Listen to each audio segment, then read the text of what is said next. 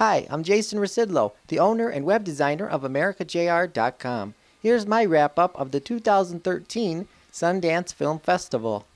Now, The Lifeguard was the very first film that I saw at this year's festival. The movie made its world premiere at the Library Center Theater in Park City, Utah on Saturday, January 19th. In it, Kristen stars as Lee, a reporter for the Associated Press. The film opens with a shot of her doing a story about endangered animals. Lee took some time off from her job and went back to her childhood home in Connecticut. She got her old high school job back, being a lifeguard. It's hard for me to imagine how that could be a better job than being a reporter. Meanwhile, time went by, and her editor sent her a text message. If you do not return to work in 2 weeks, consider your job terminated. Lee never responded to the messages and kept on lifeguarding. 3 teenage boys who dressed in Gothic style showed up at the pool. One of them was little Jason, played by David Lambert, who is the son of Big Jason, the manager of the pool. Lee started talking to little Jason and they formed a relationship. Several times throughout the film, we see Lee and little Jason having sex. Later on, Lee gets a text message that one of her articles is in the running for a journalism award. She submits all the required documents for the prize.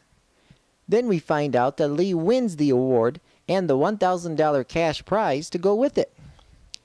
You'll have to see the movie to find out what she does with the winnings. I was interested in seeing the film for 2 reasons. First, Kristen is the native Detroiter who grew up in Huntington Woods. Secondly, she starts out as a reporter, which is my current occupation.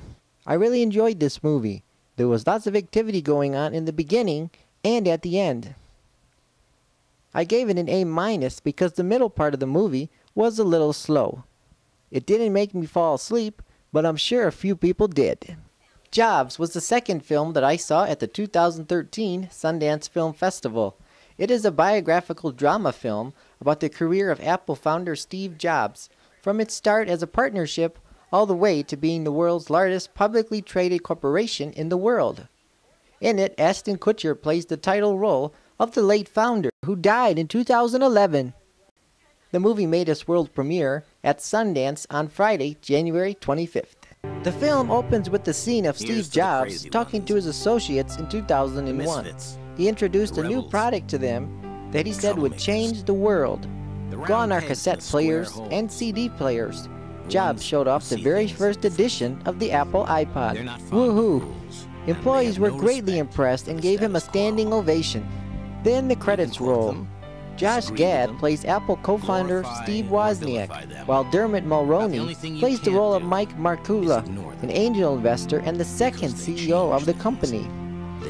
Matthew Modine starred as John Scully, Apple's CEO from 1983 to 1993. Josh Getz plays Steve's father Paul, and Leslie Ann Warren stars as his mother Clara. Jobs shows the many ups and downs in the late founder's life. He had trouble getting along with the ladies and members of his own family because he was so dedicated to working. Steve burned the midnight oil on a daily basis. He also spent very close attention to detail. While most people thought something was finished, he disagreed and asked them to redo it.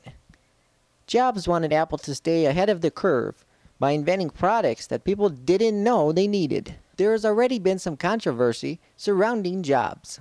Apple co-founder Steve Wozniak said that it is totally wrong. Well, this movie is a drama. No one said it was a documentary. Of course, certain parts of the film were made up. I would say about 90% of it is true. Wozniak turned down the opportunity to work on the film after calling the script crap. Secondly, Kutcher told the Associated Press that he was hospitalized for pancreatic pain after being on jOBS' fruitarian diet before filming ever began. Remember, pancreatic cancer is what killed the Apple founder in 2011. Most films come to the Park City, Utah-based film festival without a distribution deal. However, jOBS is so popular that Open Road Films has already picked it up for a wide release even before its first screening. Look for jOBS to hit theaters nationwide on Friday, April 19th. I would invite everyone to see the movie jOBS. Whether you like Apple products or not, go see it. I challenge all of you Microsoft fans to learn more about how Apple got started. Afternoon Delight was the third and final film that I saw at the 2013 Sundance Film Festival. The movie made its world premiere at the Eccles Theater in Park City, Utah on Monday, January 21st. It won the U.S. Drama Directing Award at the film festival. I got to see it at one of the special Best of Fest screenings on Monday, January 28th at the Rose Wagner Performing Arts Center in Salt Lake City. Kathryn Hahn from HBO's Girls stars as Rachel, a lost Los Angeles housewife who puts her hipster life in jeopardy after she tries to rescue a stripper named McKenna, played by Juno Temple. Josh Radnor from How I Met Your Mother fame stars as Jeff, Rachel's husband.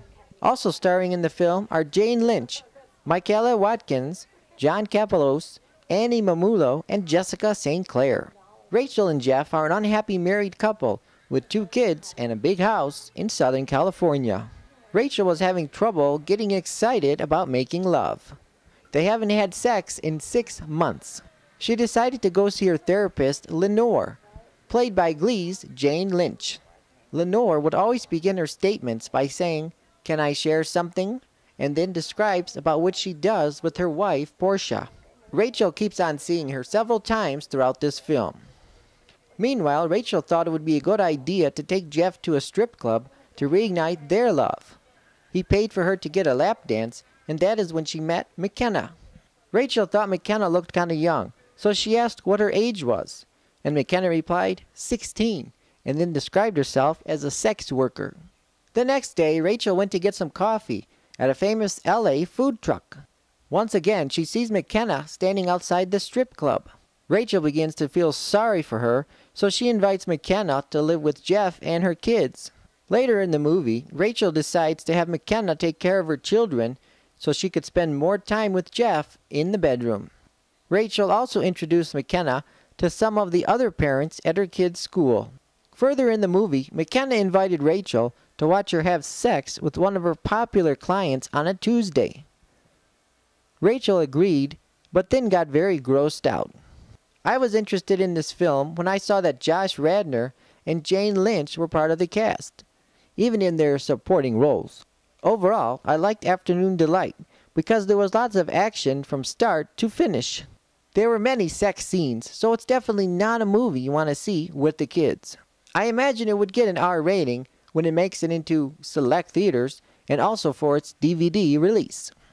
Reporting from the 2013 Sundance Film Festival in Park City, Utah, I'm Jason Rzucidlo for AmericaJR.com. See you next year.